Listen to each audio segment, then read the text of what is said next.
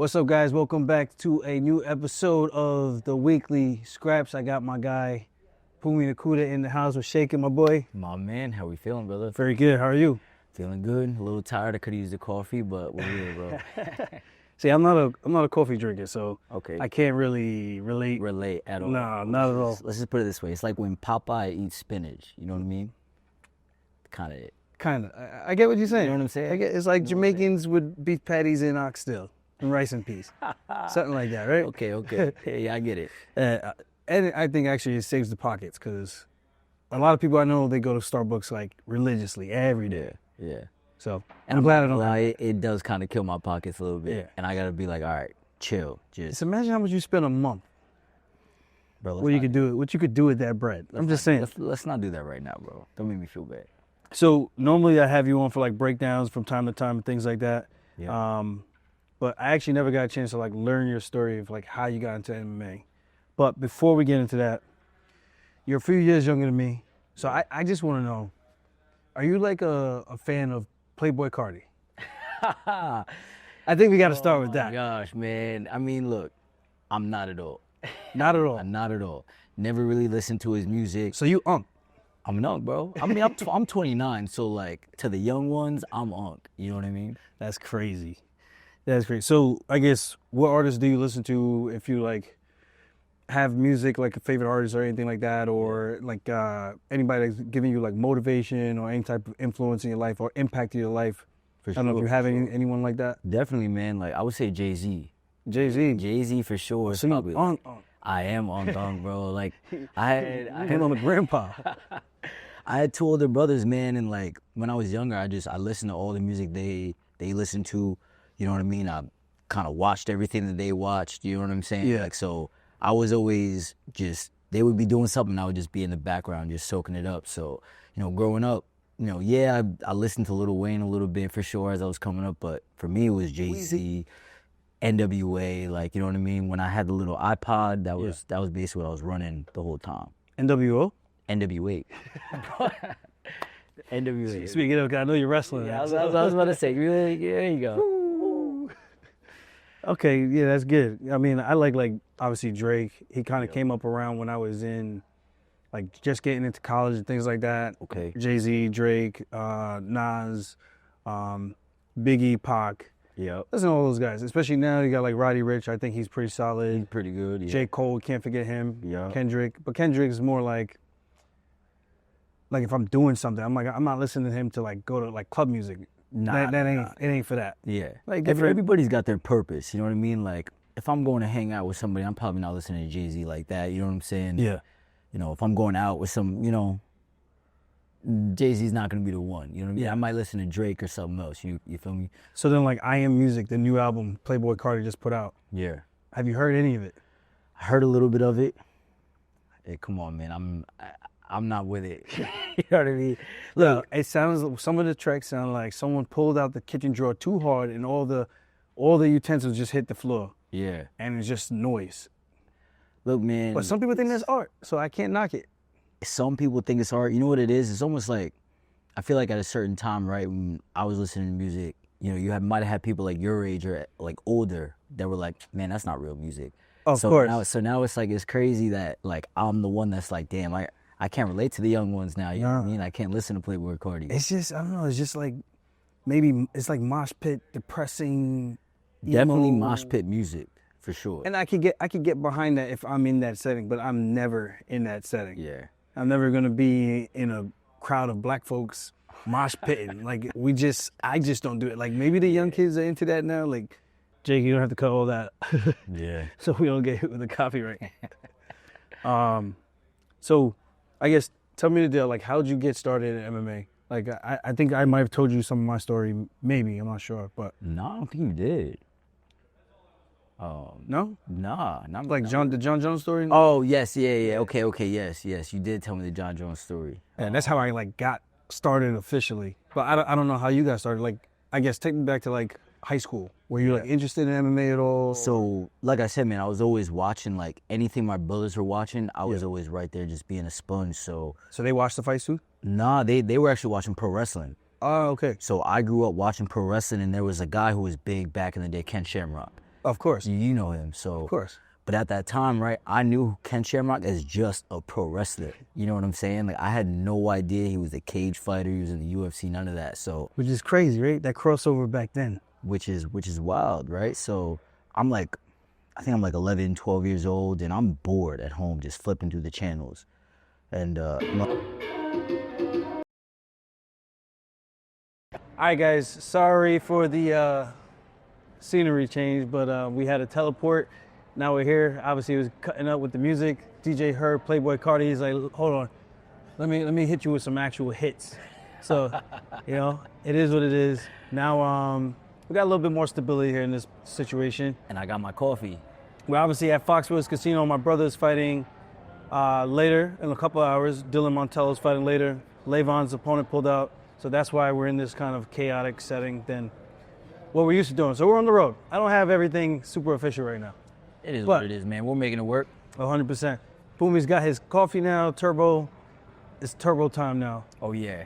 All right, so I know we're getting into how you got involved in MMA. I know you were talking about Ken Shamrock, him wrestling, and then that was a crossover. So I forget what you were saying after that before the DJ dropped that beat on us. Yeah, man. So basically, I grew up a professional wrestling fan. And I saw Ken Shamrock, you know, he was big at that time. They called the Attitude Era, you know what I mean, with Stone Cold and The Undertaker and all that, right? So now I'm older, I'm flipping through the channels, bored as hell one day. And, you know, I'd watched boxing before. My mom's a big boxing fan. She loved Lennox Lewis. Yeah. What? Loved Lennox Lewis. Just because of what I know, I'm like, that actually blows my mind. Yeah. Doesn't want you to fight. Yep. But is a huge boxing fan. She was a huge boxing That's crazy. fan. So loved Lennox Lewis. And then I'd watched kickboxing on my own before. So I'd seen like the PKA style karate kickboxing. Okay. Like on like late nights, you know what I mean? Just while you're on TV. And I remember one day, man, it's a Sunday. So I'm flipping through the channels, bored, nothing's on TV, no football, no cartoons, no nothing. And I see two people fighting in a cage. It's a tough Sunday. Tough Sunday. As a kid, tough Sunday. No cartoons? And I wasn't allowed to play video games or something. For whatever reason, I can't remember, you know. But I see two people fighting in a cage. One of them is Ken Shamrock. And I'm over here like, wait, hold on. I've seen people box before. I've seen people kickbox before. But these two guys are trying to kill each other, taking each other down, trying to get up. I'm like, what is going on? And I'm like, that's Ken Shamrock in there? This is a different promotion? This is some other wrestler? I'm like, where's this man, bro?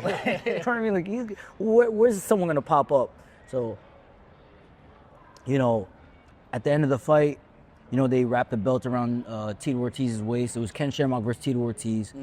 And just from watching pro wrestling and watching kickboxing, bro, I just fell in love.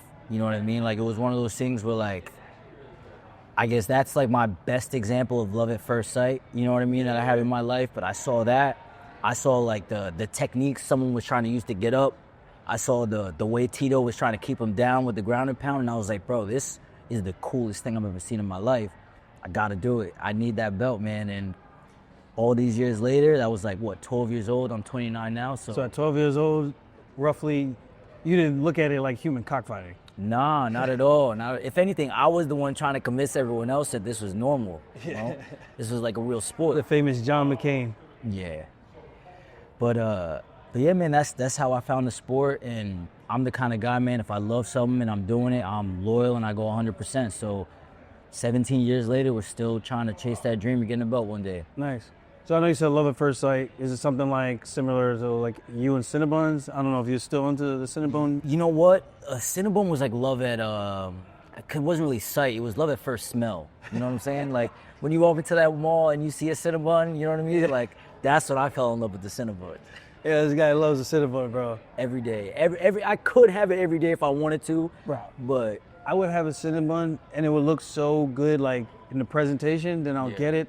After a few bites, I'm like, I didn't even want this. It's too much for you. It's a lot. It's a lot going on. It's a lot. Especially we got Cinnaholic or whatever near my house in Vegas. And bruh, you get like the peanut butter, marshmallow, all kinds of crazy shit on top of it. After you have that, you just crash out. You know what's crazy is crash out. When I was Anytime I was with you in Vegas, I would always stop at Cinnaholic. So I know exactly what you're talking about. It's good. I mean, I have to have it in doses though. I couldn't do it as much as you seem to do it. Yeah, but I'm a crazy person. I love sugar. What did they say? So, question from Jake. Uh-huh. He said, what's it like being the best flyweight in the world? I gotta be honest, man. It's one, thank you, Jake. You're the man for that. But two, it's bittersweet because I've worked very hard, and I've gotten to learn from you. I've gotten to learn from Ray Longo. I've gotten to learn from Matt Serra. I've gotten to learn from Ally, Quinta, Chris Weidman.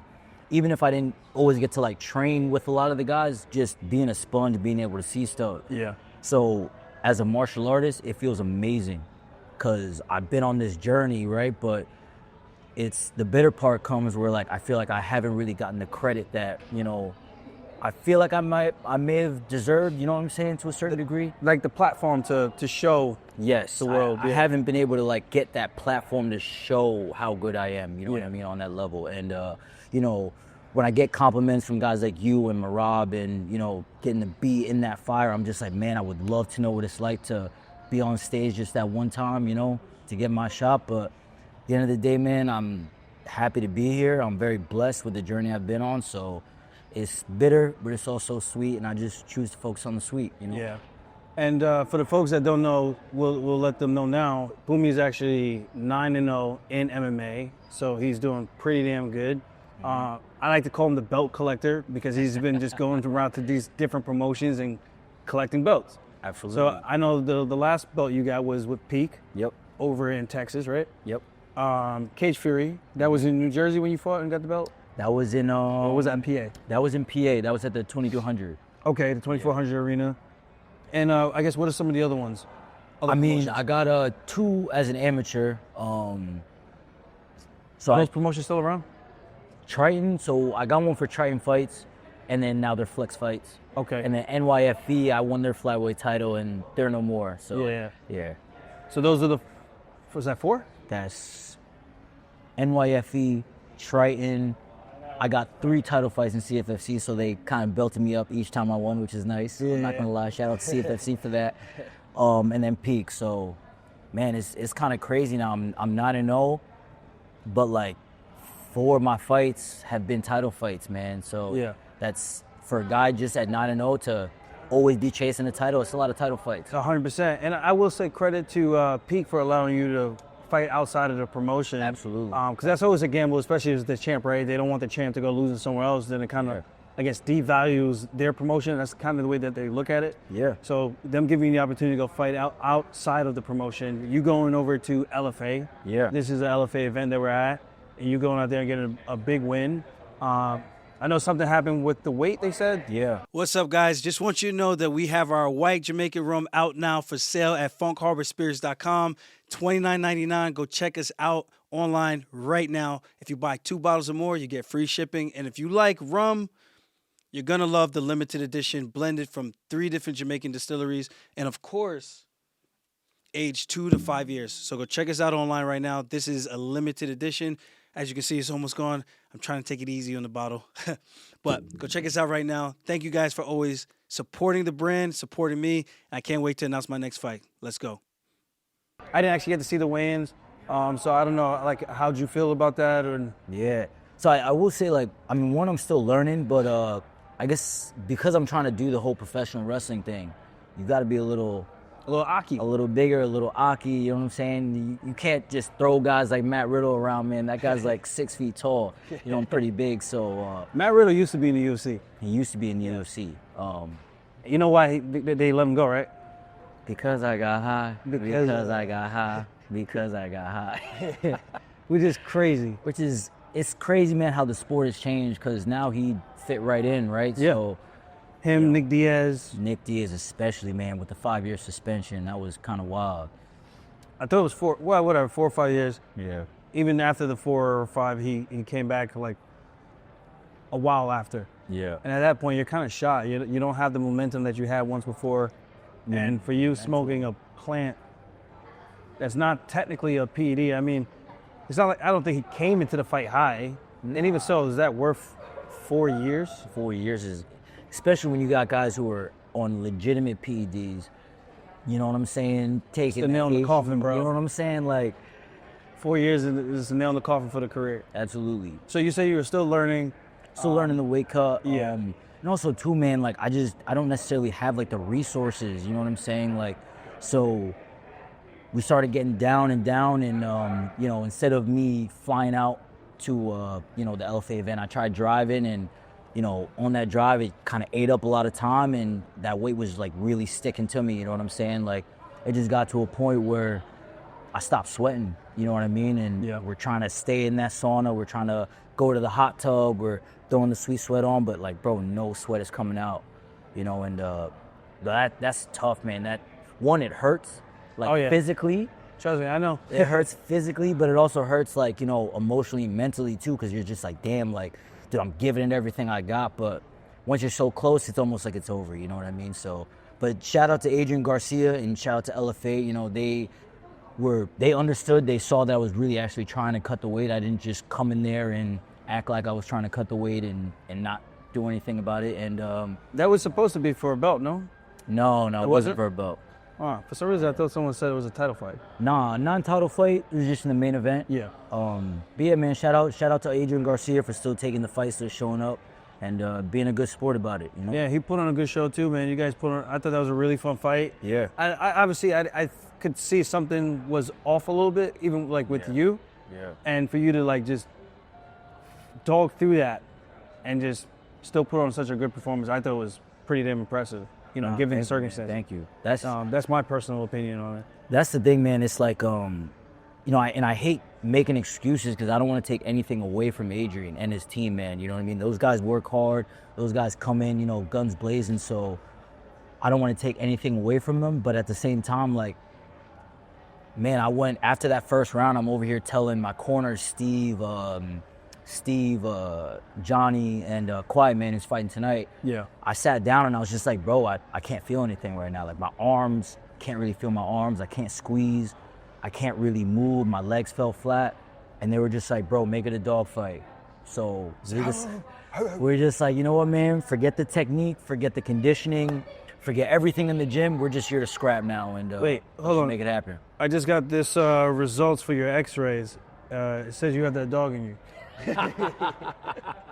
My man. I had to Oh my God.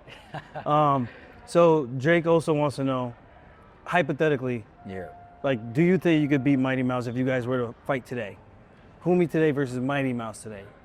38-year-old Mighty Mouse. I think right now, and I don't want to pick on Mighty Mouse, but it would be the perfect time for me to fight him. It would be the perfect time for me to fight him. Nah, man, I honestly, man, like, look, when you go into a fight, you have to believe you're going to win. And of course. In all honesty, like, I feel like if I had a good training camp and I was able to train with you, Ray, Matt, Marab, obviously guys who are at a world-class level, I think we could figure out a way to beat him, man. You know, I believe everyone is human, and if he could bleed, then that means he can also lose too. So, yeah, you know what I mean? You can't be the best if you don't really believe you're the best. And I believe I'm the best flyweight in the world. So if you were to put Mighty Mouse against me, like, I think I can get that win for sure. But it would obviously be hard. I'd have to get it out. I was gonna say, because I trained with him a little bit. Yeah. And he was just showing me some stuff, and I was like, holy shit. If I had to fight this motherfucker, this would actually be a fucking fight. It would be a tough fight. This would be a fight and a half. I was like, he might not look big, but he's Mighty Mouse for a reason. He's strong too, man. Like, I think that's the thing people don't understand. Like, it's one thing to see something on TV, and it's almost like you, right? People see you and you're striking, like, oh, I can get in there and you know, tussle with Aljo. And then they actually feel what it's like to be in there with you. They see the way you offset the rhythm, and they feel how strong your grappling is, and then they're like, all right, I see why he's the funk master now, you know what I mean? So it's a different fight. I think I would have that level of respect for Mighty Mouse to know that, one, he's strong, he's fast, he's technical, he's smart. As the fight goes on, he's going to try and learn me too and get better as the fight goes on. So I'm going to have to get ready for all of that. Yeah. You know what I mean? He's got a great fight style. Absolutely. And thankfully, we don't ever have to see that fight. Yeah. Because I don't want to see no black on black crime with my brothers. But That's Jake's hypothetical question. Okay. So for people who don't know yet, who is Phumi Nkuta? And obviously we know how you got into MMA, but for people who don't know yet, who are you in a nutshell? Like, how would you explain yourself to people? Oh man, that's kind of tough because I guess I don't really think about it like that. You know? Yeah. I guess I just let other people formulate their opinions. But look, I don't want to come on here and say I'm a perfect person. You know what I mean? I'm human. I make mistakes just like everyone else. But Like the party. you know what I'm saying? But at the end of the day, man, like I do think as like I treat life like fighting in the same way I try and get better at fighting every single day. I try and learn. I try and, you know, get my craft going. I try and get better as a person as well, you know what I mean? And that means helping the people next to you, being there for the people next to you, being a good person to the people who you know, who you don't know. At the end of the day, too, man, I am a little bit of a workaholic, you know what I'm saying? Yeah. So, you know, you would see me, man, like, I would go to the gym, I come home, I go to the gym, I go home. That's, you know, a lot of my life as well. So I'm a little bit of a workaholic, but I do try and just be the best person I could possibly be outside the cage. You know what I mean? So you've also been dominating a lot on the regional scene as well. Yeah. I guess, what have like these fights have taught you so far? These non-professional fights, not even talking like the amateurs. The amateurs are a little bit different. You get an opportunity to kind of offset any type of misdoings. When you go pro, you get to get a fresh, clean slate to do everything almost all from scratch. Yeah. Amateurs just like the experience before you go out to the battlefield. That's, to me, that's like the training camp before you go out, like the war. For like sure. for Army guys, right? You got those little camps that you do, and then it's supposed to prep you for like real life scenarios, right? So now you're in the real life scenarios. Now you know, Yeah. like, what are the learning lessons, or what have they taught you just going through those fights and just being who you are now? Like, how those performances have gone. What do you make of those performances? What have they taught you? So I will say each fight has taught me something completely different, right? So that first fight I fought for Bellator, to me, man, that was probably the most nervous I'd been because one, it's Bellator. Two, it's a big stage, man. Like when you walk out there, it's big Titantron behind you. It's got your name, and bro, it's Mohegan Sun Arena, so there's 10,000 people in there. Yeah. I'm on the undercard of Frank Mir, you know what I'm saying? Like, so that kind of taught me like what it was like to be on a big show. You know what I'm saying? It was like, can you handle the pressure? Can you handle the lights, the camera, the action? You know what I mean? The people telling you, all right, you're walking out in 3, 2, 1, curtain. Like, you know what I'm saying? Like, it's a little different from the amateurs and even the regional level. So I learned a lot through that. I learned a lot through fighting, who was it? Alberto Trujillo in my third fight. That was a tough one. That was a tough one, man. That right there was the fight that like let me know what it was like to really scrap in a championship level fight. Yeah. You know what I mean? Because, I mean, just to give a quick tidbit about Alberto, man, he trains at Alliance MMA with Dominic Cruz, Rafael Cordero, you know, Angie Overkill's over there. And if you ask these guys, man, like, he's the truth, and he's been there for a long time. And he's still fighting today and still doing pretty well. So, you know what I mean? To fight that fight and go 4 rounds, you know what I mean? Like, and dig deep. Man, I learned like really like who I was, you know what I'm saying, as a person, and just to not quit in there, because not every fight, man, is going to be easy. You're not just going to steamroll a guy. Sometimes you're going to get adversity. Even if you're winning, you're going to face adversity. And I learned a lot through that as well. The fight where you took that one kid down and you had him in side control, what did you finish him with? Which one are you talking about? I think it was your second pro fight. Oh, yeah. We were in half guard or side control, and I think I finished him with the... Was it Kimura? Key lock? No, it wasn't Kimura. I think Americana. Something like that. Yeah. I was saying, not every fight you're going to be able to just cross-side somebody, put them in cross-side control and just rip their arm off. They're not going to all be like that. Absolutely. So I learned a lot from that fight. I learned a lot even from just the last fight, too, with Garcia. Like, bro, if everything else fails, you can't feel nothing, can you survive, right? Even my fight against Jason Eastman, broke my hand in the middle of the fight. We still got 2 rounds to work. Can I fight with one hand, or am I going to be a pussy and bitch out? You know what I mean? Like, it's one of those things where I've had to really dig deep in some of these situations where it's the weight cut, or it's my hand, or it's the big stage. Like, that's the one thing, man, like, maybe all this time it's good that I wasn't in the UFC yet, because I've gotten to face all these challenges early on. So Now, when I do get there, I'm gonna be more prepared, you know? Yeah. Now you have like some type of wrestling background. Like when did you actually start wrestling? I started wrestling as a junior in high school. Oh, I started as a sophomore. So yeah, it's Pretty similar. So I started South Brunswick High School wrestling. We had Coach John Doherty at the time.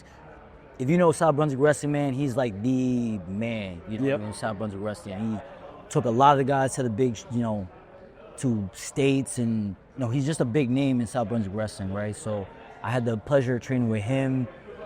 And then also I signed up for a wrestling club too with Mike Mal. I don't know if you know him. He's like works at Flow Wrestling and all that kind of stuff. Maybe by face. So yeah, I joined Rhino Wrestling Club, and you know, same thing with MMA. Now, like when I was in wrestling, it was all I did. I was on the mats, and when I wasn't in wrestling, I was watching wrestling, and I always wanted to get to States. Never got to do it, but it helped me get to here, like as a fighter, you know what I'm saying? Yeah. So, okay, so just wrestling for 2 years. Did you wrestle in college when you went to Hofstra? No, not at all, man. I was in the room with them sometimes, but never like went to go join the team, because at that point I was locked in on fighting, you know? So how'd you end up at Hofstra? So like, what was the decision with that? Like, did you have like a couple of different school choices? Yeah, so I had a couple of school choices, and you know, I was thinking about Rutgers. I was thinking about Rutgers would have been fun. It would have been fun. It's a big school. Big schools are fun. Would have been too much fun. Yeah. You know what I mean? But in reality, I wanted to go to Concordia University because I wanted to. That's in Montreal, by the way. Okay. And I always wanted to fight. I did not know that. Yeah. I did not know that. It's kind of wild. So I always wanted to go there, man, because I always wanted to fight. And you know, in school, GSP was my favorite wrestler. So you know, when GSP was fighting, I would be watching GSP highlight reels and stuff like that. So I was like, okay, TriStar's over there. I got to get over there and train, right? So I got like a free application in the mail to Hofstra, and my mom was like, bro, if they're giving you a free application, your ass is gonna apply, okay? Like, no ifs, ands, or buts. So I applied, I got in. Concordia didn't get back to me in time. You know, they got back to me, I think, like after the deadline or whatever. So I was like, all right, Hofstra it is. It's crazy, man, because literally that summer, Chris Weidman beats Anderson Silva, and all of a sudden I'm in the gym, and now I'm watching Chris Weidman train for Anderson Silva too. You know what I mean? Yeah. And pretty wild. That to me, bro, was like, as a fan, that was like a dream come true right there. Like, you were a freshman that year. Yeah, I was a freshman. I was a freshman that year, man. That's really crazy. But It's all right. It's all right, no problem, bro. That's hilarious. Funk is the man of the people. You know what I mean? Oh man, I'm the man of all kinds of people too. Yeah. But yeah, man, it's crazy because like that first day too, when I showed up to the gym, like I can't remember if it was either the first or second day, but Chris actually drove me home or drove me back to the dorm. Yeah. So I was like, I'm in the car, starstruck. He's got a truck. I'm like, this guy just beat Silva. And Did you say anything in the car? I think I just listened to it. Like, so. Like, bro, I think it was like that even with you a couple times at first. I'm like, bro, this guy Aljamain Sterling, like, holy shit, like, what the fuck? Like, I mean, this dude's, you had the gold Audi at the time, you know what I mean? Yeah. I think I was walking from the dorm to the gym, and you were like, bro, like, you gonna walk? You wanna just get in the car? Like, I'm like, all right, bro, I'll get in the car. You know what I'm saying? Like, I remember you asked me, like, I was just quiet as all hell, just awkward. Like, bro, this guy's Aljo, and you're like, bro, do you watch Empire? Like, you know, what do you do? Like, you know, trying to make conversation, Cole. Like, you know what I mean? Like, but it's crazy, man, because like, at that point, I was really just a huge fan, and I'm getting to really dive into this world. It was a lot at that time, you know what I mean? Yeah. But I was very blessed, for sure. So in terms of striking, do you have any like striking credentials at all? Like, did you grow up doing like karate, Tiger Showmans, anything like that? Nah, so I did kickboxing at like a place called Westwinder Taekwondo Kickboxing Academy. Okay. With Master, I don't want to disrespect his name, but Master Stephen Phillips, actually. He had won a couple WKA belts. He was a PKA fighter as well. And that was like when I was 11, 12 years old, I was going to him. Oh, so you went there young. Yeah, I went there very young, and at that point, man, because I'd watched boxing, and, you know, my brothers beat me up a little bit. Yeah. You know what I mean? So I knew how to box. So all these guys are throwing Taekwondo kicks and kicking me, and I would just close the distance and just try and box everybody up, you know what I mean? So that was how I was just fighting back then, and he kind of helped me learn how to kick, and that was just something, man, I just always wanted to kind of keep in the back of my mind. And then my mom was like, all right, you're taking this too seriously. Like, I don't want you fighting. I'm taking you out of this. I think that's a good thing, you know? It is. So I guess for your fight style, how would you describe your philosophy in like approaching a fight? Yeah. I would say, man, like to be well-rounded and to cover all bases, you know? I strike, I grapple, I can throw pot shots, but at the same time, man, I drop people in my fights too, whether it's with a big right hand or a spinning elbow. I can grapple with the best of them, you know what I mean? I've passed brown belts and black belts guards when I fight.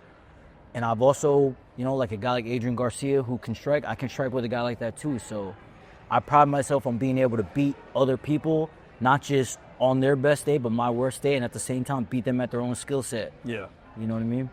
I think that's a very important thing. I don't know what else he wanted from that question, but I think that's pretty solid. Yeah. So I guess we'll address the elephant in the room. Obviously, you're 9-0, finishing fights. Yeah. Putting on dominant performances. You know, I don't want to make this like a situation to like shoot yourself in the foot or anything like that, but do you think there's like a specific reason at all why you haven't been picked up or called yet for the show? I mean, I think, you know, finishes, I think that's one of those things, like, especially with the flyweight division. Even in the UFC nowadays, man, you see they prioritize finishes, right? Yeah. They prioritize getting the guy out of there because it's entertaining to people. And I get it. I think it's very entertaining. And I think if you watch my fights, I don't think I'm trying to go out and hold people. But at the same time, am I getting the finishes that they want? Maybe not so much, I guess, in their opinion. But I think it's one of those things where I've never had two decisions in a row. Yeah. As well, you know what I mean? So I just got to keep working at the end of the day. Like, I can't cry, I can't complain about it. You know what I'm saying? I can't be bitter about it. Look, these guys, the UFC brass, they've been doing this for years. They know what they're talking about. You even hit the GSP at the end of the fight. Yeah, yeah. So they've been doing this for so long, man. So, you know, I'm not gonna sit here and feel some type of way. Like, they obviously know what they're talking about to a certain degree, and they know what they want. And the only thing I can really do is just bite down on my mouthpiece, the same way I did with Garcia, the same way I did with my fight before that for Peak. Bite down my mouthpiece, keep fighting, keep trying to get these finishers, keep putting on entertaining fights, keep throwing cartwheel kicks, keep throwing spinning elbows, you know what I mean? And even if I don't get a finish, I'm making this fight entertaining, man. And that's one thing I just pride myself on, is whether I get the finish or not, you're going to want to see me fight in the ring, and you're going to want to hear me talk too after. Yeah, for me, I think you do it well with everything, like the whole package, like being able to sell a fight, being able to sell yourself, and getting people excited, whether they love you or they hate you. You know, they want to tune in to see, okay, let's see what this motherfucker's got next, or I can't wait to see what this dude does next. So I think it's all positive stuff, so all in the right direction. And I do think maybe one more fight, we'll see. Hopefully, I would hope that you get a call. Maybe it's going to be short notice. It's going to be one of those situations where they're like, hey, you said you're fucking ready. Let's see what the fuck you got. Yeah, let's see what he got. And it might be a week's notice. Yeah. You know, and then that's a situation where you got to be like, damn, am I ready for when the UFC calls? And that's the tough part, because then obviously it's the weight cut. It's a whole bunch of other things. Yeah. Like, people are not just dieting year-round, just waiting for fights. I mean, unless you're a psychopath. Yeah, you got to be crazy to do that. I walk around now like 68, 70, sometimes even lighter. So even 45 Even 45 for me to drop. Like, for me to stay ready for a short notice fight, I need to be walking around closer to 60. Yeah. And then I'm in range where it was like, okay, this is doable. But you're telling me short notice 1 week, I got to lose all that weight? It's probably not happening. It's tough. It's probably an opportunity. Especially you see like a guy like Dennis too, man. Like, what he had to go through to make weight for his debut. For his UFC debut was tough. Man, that was scary, man. I wasn't there, but to see the footage, man, of just how he was in the tub and just everything he had to go through, man, that's kind of scary. Yeah. Dropping 20 pounds in 2-3 days, you know what I mean? And he didn't even get to make it, which is even the shittier part. Which is even shittier. And then he had to fight, which is another shittier part. He had to fight Sean Woodson. Who was like probably the like longest, yeah, man, probably the longest rangiest guy he could have fought. So, you know, Sean Woodson, knee, front kick, calf kick, cross down the middle. You doing the 52 blocks right now? Yeah, that's what he does. It's like this. Boop, boop, boop, boop. It's the craziest thing, but It's tough. It's tough. trying getting through that guy's arms is like I don't know. Absolutely. It's like a maze. But you train with killers every day. Like, how has your training evolved? And I guess what kind of influence have you had from like your teammates, training partners? I guess Marab, myself, or Delemy, Dennis, all the guys you train with now. Man, it iron sharpens iron, brother. You know this better than anyone. You know what I mean? And I think I've had the pleasure of now, like, I'm 29.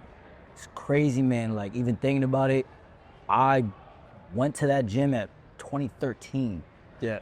Like 12 years ago, 11 years ago. Like, that's Pretty nuts. crazy. You know what I mean? So I've gotten to see the generations just kind of go. So, like, when I got there, it was Weidman who was on top fighting Silva. You know, I don't even think you were in the UFC yet. You had just come off the shoulder surgery. You won that last, like, CFFC fight. Then you got the call, I think that September or something, right? Like, So you got in you came to us 2013. yeah. Oh shit. I literally September, or maybe like the last like day or two of August 2013. Yeah. Yeah, so you saw me when I was doing my rehab, getting ready and for my fight with Joe Roberts. I'll never forget because that was my first fight back where I actually thought my career was over. Yeah. And it wasn't over. It was far from It over. wasn't over. Yeah, but that was like 11 months of rehab.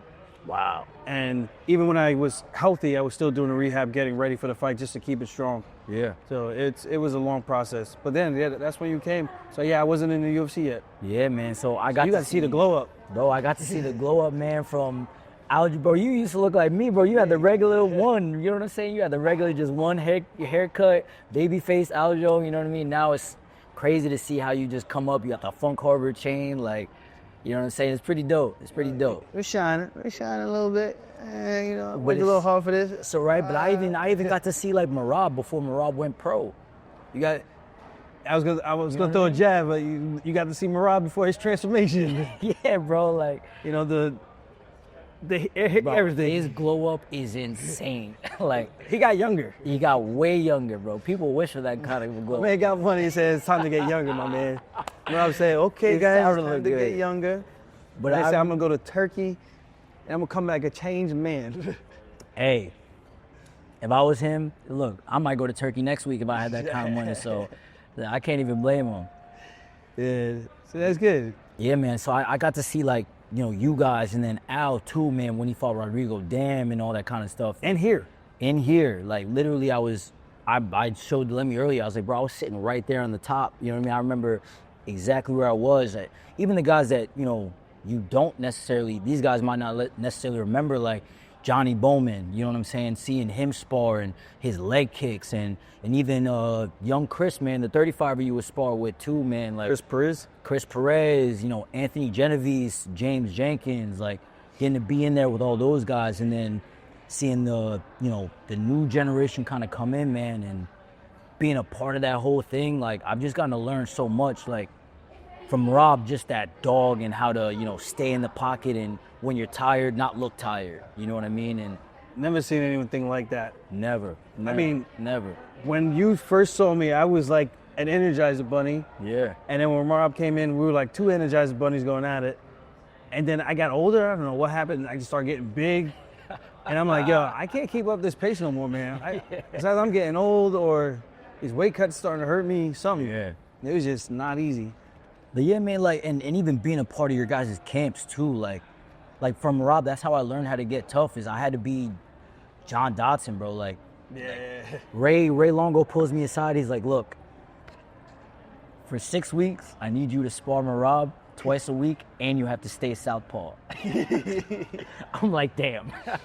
You know what I mean? So to have to go through that, and then even when you're just like, I remember one time I was still an amateur, and, you know, you were sitting on a chair like this, and I was on the mats. I had just finished training, and you're like, so, you know, I'm fighting Jimmy Rivera. Can you beat Jimmy Rivera? I was like, yeah. He's like, can you spar 3-5s? I was like, yeah. He's like, are you sure? You know what I mean? So having to do that, be a part of your guys' camps, you know, take the licks that I got, you know what I'm saying? Getting to watch Weidman, getting to watch Al, you know what I'm saying? And bro, I've just learned so much from everybody, man, and it's crazy. I know the pain as being an amateur and being asked to step up for the first time to do 5-minute rounds. Yeah. Nigga. Bro, it's crazy. I thought I was going to die. I was like, this is only 2 extra minutes? Yeah.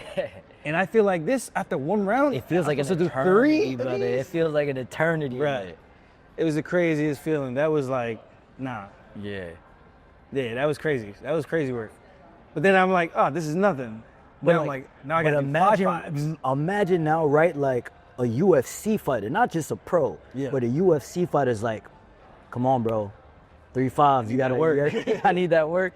And this is like, all right, brother, like, if anything, I'm the one getting the work because I'm getting beat up over here, you know what I mean? But, you know, I just hope I was able to push you, man, and, you know. Of course, I thought you guys did a great job. Especially, like, you know how we trained back then, like, a lot of, like, working on our own outside of the stuff, like the training sessions. And I would have you being Jimmy Rivera throwing, like, combinations over and over. Yep. And just so I could see it, feel the speed, feel like what I'm looking for my counters, my entries, and things like that. So I feel like a lot of that stuff definitely helped and it showed in the fight. You know, the striker, me and him had beef from the regional scene. Yeah. So we get to the UFC, we finally fight. And I'm like, this for all that shit talk you were doing. Man. Didn't they try a memory bank. They tried to like match you guys up and then it didn't work out or something, right? Well, I said no. I was like, I just came off of my surgery. Yeah. I was like, bro, Doesn't I'm make not fighting I'm number 1. He was on tough. He lost. Yeah.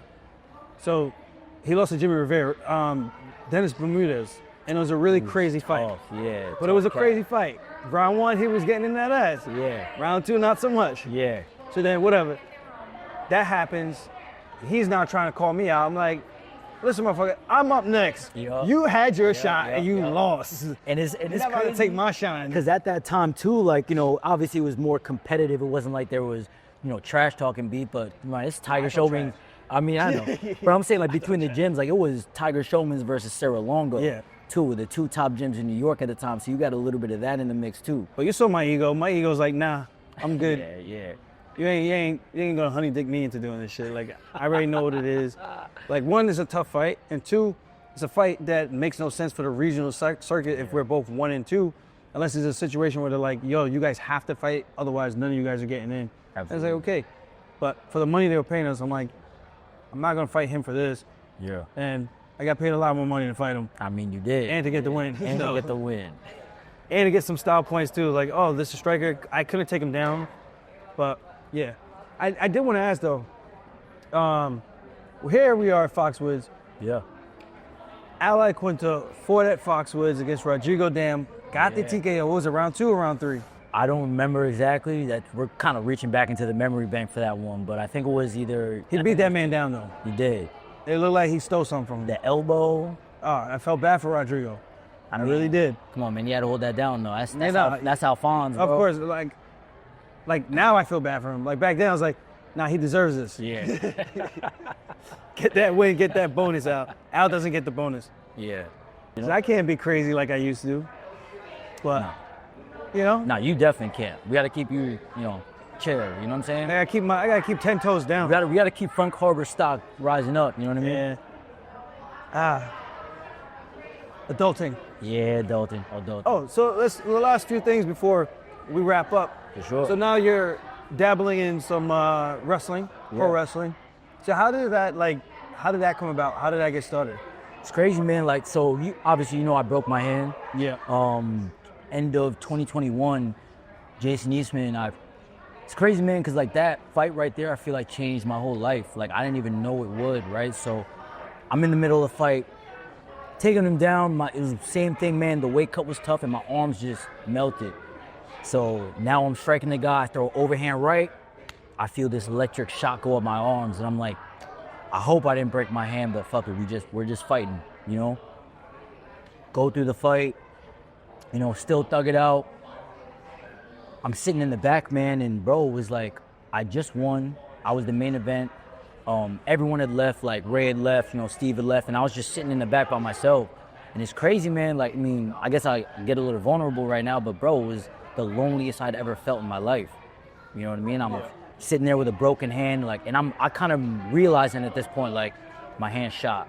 and I didn't get the finish that I wanted. I didn't have the performance I wanted, and I'm just sitting there by myself, and it was like that weird man in the arena kind of feeling where it was like, bro, like I just felt so like lonely. I was like, bro, like what am I even doing right now? You know what I mean? Yeah. So I didn't really think I was getting any benefits from fighting. It just felt like at that point fighting was, as much as I wanted this dream, it was like the dream didn't want me. You know what I'm saying? Yeah, yeah. So I took a little hiatus from it. Bro, what's crazy about even the hand, man, is I broke it maybe on December 16th. Couldn't get surgery because it was like Christmas that next week, and then it was New Year's that next week in the middle of the week. So now I'm sitting there with a broken hand for 2 weeks. It's starting to heal broken. So by the time I get the surgery 2 weeks later, it's January now. I broke my hand December 16th. They got to re-break it, stab me up 6 times, 3 here, 2 here, and then 1 pin going down the middle. So when I wake up, I'm feeling the pain of the pins. I'm feeling the pain of them re-breaking my hand. And they told me, all right, man, 8 weeks, you'll be back. I mean, bro, it felt like I was in that cast forever. Like, you know what I mean? They told me, like, all right, 8 weeks, you'll be good. 8 weeks come. All right, man, 1 more week. I'm drinking all this kind of milk. Nothing. All right, man, 2 more weeks. 2 weeks go by. Still, they're like, man, it's not healed enough. We gotta let the bone heal more. They're doing x-rays on it. And they keep telling me, like, man, you're gonna get it off this date. You're gonna get it off this date. And they kept postponing it. And I was just like, bro, this sucks. Like, this fight stuff really sucks, man. Like, I'm literally getting nothing from this at all. And it's at the point now where, like, I couldn't even do privates because I don't got both hands. I can't hold mitts for people. You know what I'm saying? And I can't even sweat because I have pins in. And if I sweat with the pins in, my hand gets infected, postpones the whole recovery as is. So I'm like, man, bro, fuck this fight stuff. I had, personal problems going on at the time too. So I'm like, yo, I just felt like I was losing everywhere. And I just felt so alone. And I was like, bro, I need to step away. I'm on the phone with your brother one day. He's just checking in on me, seeing how I was doing. And he's just telling me, he's like, bro, like, you're too much of an athlete and you're too good on camera. You have to do something with that skill. Like, I'm not going to sit here and let you just waste all of that. And I was just thinking, like, man, like, what could I do that I would like to do, that, something that I might love, where I get to be an athlete and I get to use those same mic skills, camera skills. Bro, I don't even know when it was. I think I was talking to my brother. We're just watching pro wrestling because he was watching wrestling. I was just chilling with him. And he was like, bro, like, what do you think about that? And I'm sitting there watching, and back in the day, all the wrestlers are huge. They're big, Hulk Hogan's, Batista's, Triple H's. But nowadays, they're a little smaller. Rhino. Yeah. So, Goldberg. Yeah, Rhino is huge. Goldberg's huge. But nowadays, you got guys like Rey Mysterio, the Luchas, you know what I'm saying? It's more acceptable to be a smaller guy and wrestle. So I was like, school, man, like, I'm going to take a chance. I started looking up schools. I saw Creator Pro, which is in New Jersey. Tried that out. It was all right. And then I saw another school called House of Glory with this guy named Amazing Reds. And the Amazing Red, like, for you guys that don't know, man, he's one of the most innovative wrestlers. Everyone copies his moves. Everyone copies his style. But he never really got the credit for it. So I just felt like he was a guy I could relate to. A guy who was so good but never got the chance to shine. A guy who was a smaller guy but, you know what I'm saying, could also somehow figure out a way to make it work in this pro wrestling world. So I started learning from him, started to get mentored by him in the wrestling game. And that was that, man. I was like, screw it, I'm gonna hop in this wrestling thing. And, talking to you and talking to Steamroller, I got convinced to come back into fighting. And I was like, you know what? I'm gonna run both up, man. I wanna do something that someone's never done before. I wanna hold the belt in professional wrestling and in professional mixed martial arts at the same time. And I think it's just one of those things where, could I be a great fighter? Yeah. Could I be a great wrestler? Sure. But I think true greatness would be if I were to somehow or some way be great at both at the same time and do something nobody's ever done. So that's the journey I'm on now. That's the hunt I'm on. You know what I mean? Yeah. So do you have a match coming up? So I do have a match coming up for House of Glory, April 21st. I don't exactly know who the opponent is going to be. It could be Casey Navarro. It could be anybody in the world, but I'm just gonna stay ready, stay sharp, and stay focused and train in professional wrestling, train in MMA, and be ready to take over. Nice. I'm actually supposed to leave to Bali and Shanghai on the 21st of April for a sponsor for Al Leone. Okay. So that should be interesting. But if I was around, I was like, damn, I could have pulled up. But hey, man, it'd be nice to have a tag team partner in there. You know what I mean? that'd actually be funny as hell. That'd actually be funny as hell. I got my moves on lock. It's called the Funkacutioner. Yeah, Funkacutioner. What's it look like?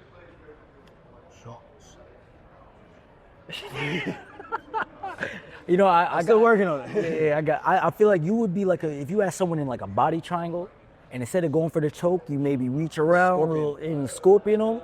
That sounds like a Funkacutioner. You know what I mean? It's fucking painful is what that is. It was. I had someone try to do that to me and it felt like my spine was getting... Nah, yeah.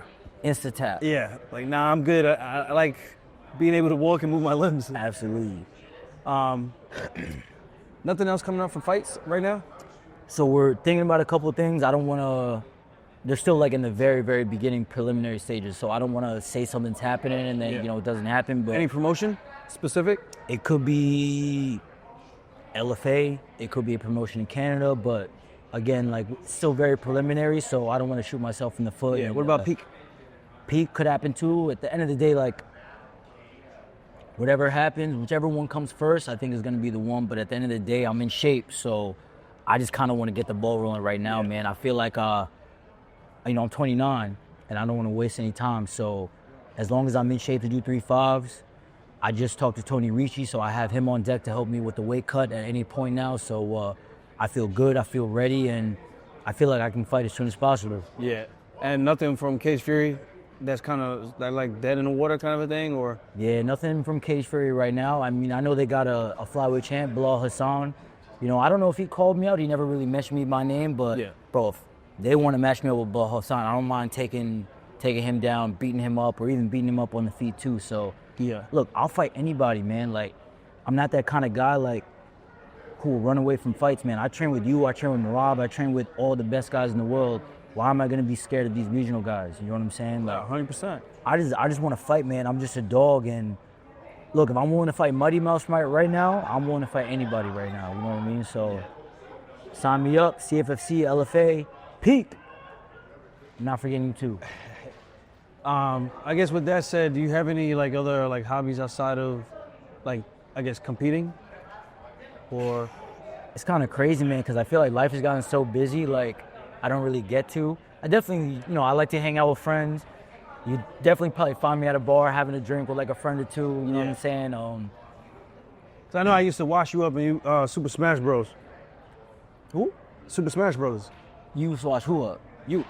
Me? Yeah, you. Not sure you're not talking about Steve Lee? Both, yeah. I mean, look, he won a couple games, but at the end of the day, Falcon, punch! I would always land one of those, and I'm taking somebody off the mat, man. I don't know if I believe that, but I am a video game player too, you know what I mean? You can find me on the sticks for sure. What do you play?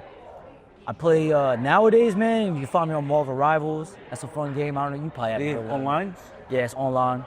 I like to play like online with friends. You know what I mean? When I play by myself, I get bored. I gotta talk to my friends, or I gotta trash talk somebody, you know what I mean? Like 100%. So yeah, you can find me on Marvel Rivals, maybe Fortnite, but not so much, you know what I'm saying? But yeah, it's probably it. All right. I think that was really informative. I think the people definitely got a little more inside knowledge to you. Mm-hmm. It's 5:07 now. I know we gotta get ready for these fights. I'm excited for whatever is next for you. Hopefully it's the call to the big show. Yeah. But until then, just keep plugging away. Absolutely. And just keep getting better. And I got to make it out to Vegas, man, and train with you guys, man. I feel like it's been so long, you know what I'm saying, since I got to really, like, kick it with you guys and hang out. Hang out with Marab and the Georgian crew, his clan.